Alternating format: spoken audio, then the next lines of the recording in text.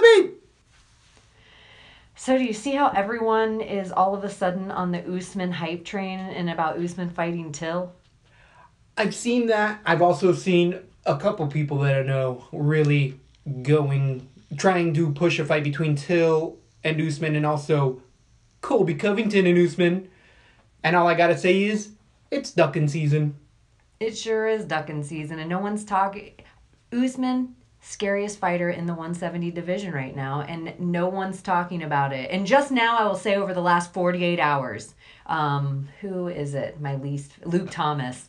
He was like, is it just me, or is everyone, this Usman and Till fight need to happen?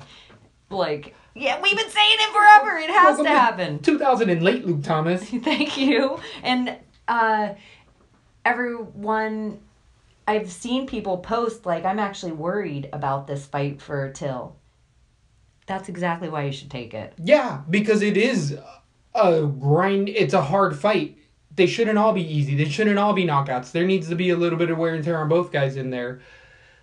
Usman, unfortunately, has been evil twins off of the show. Evil Twin was always like, that dude's a former. And I always thought so as well. It was just, it's so hard for him to get fights because nobody wants to. There's never been one person that's called out Kamaru Usman. Colby Covington talks a big game. We've been tweeting at both of these guys like mad dogs. Usman's retweeted us a few times.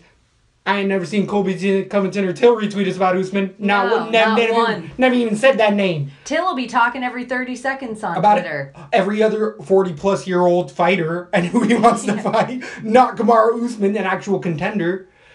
Kamaru Usman, one of the other things about him, I have been hot on him since the Tough House.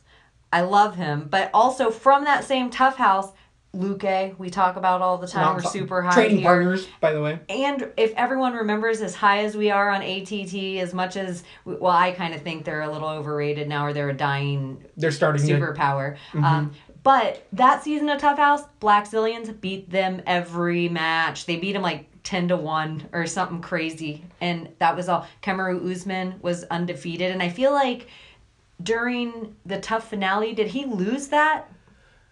Nope. He beat Uriah Hall, I believe it was. Wasn't that he was on with Graves and... I believe Usman won it. Was it Tyson Pedro? Or Khalil Roundtree? No. Roundtree's way too big. It was the Tough House where it was just ATT versus Black Zillions out of Miami. Gosh darn it. Why can't I remember that? I feel like Usman's 10-1 for some reason. I feel like he has lost one fight, and I can't recall what it is. Is he undefeated in the UFC? He lost one fight to Warley Alves via guillotine. That might have been for the show, for the main event of the show. I don't think Alves was on the show. Warley Alves was on a show. But Tough House. Yeah, but I think it was the Brazil Tough House that Warley Alves was. Yeah, I think you're right. Kamaru Usman is definitely one to watch. I can't imagine anyone beating him. So outside of Till and Colby Covington, what would be another fun matchup for Kamaru that doesn't have a fight lined up right now? Who's Robbie Lawler fighting soon? Dos Años? I actually like that fight, and the reason I like it is I see a lot of other analysts and stuff talk about how in their top 4 in the welterweight, they still have Lawler up there. Am I the only person that doesn't? I don't as much anymore. I think he still can be I think he's falling more into the gatekeeper position, and it's just been a lifelong of fights for him that are finally starting to catch up. Till's healthy. Usman's healthy. Why can't they fight in December? I'm trying to think of what... Till doesn't want a loss. Till doesn't want that L all over. He's got a lot of hype going in, and it's such a stylistically hard fight. But that's Usman against everybody with that wrestling and striking. WME style of things and how awesome these two fighters are, Till and Usman. So what? Start the trilogy. So what? That's how we're looking at everything now, that it gets bigger and bigger as it rolls on. I don't care. Let him...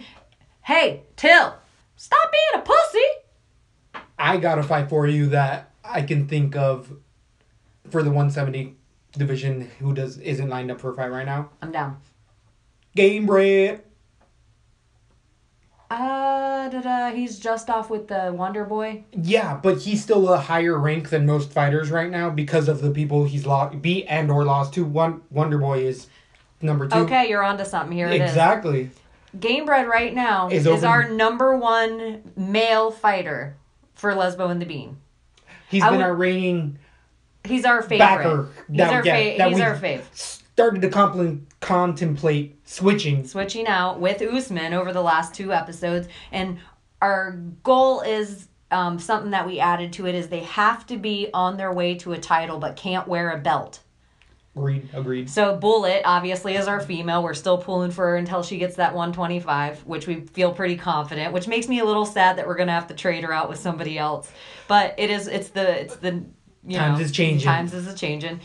So I think Gamebred versus Usman's brilliant because the winner is our person. Like they're fighting for us essentially. Changing of the guard. It's the fight for LaTB's heart. That's part of the beat.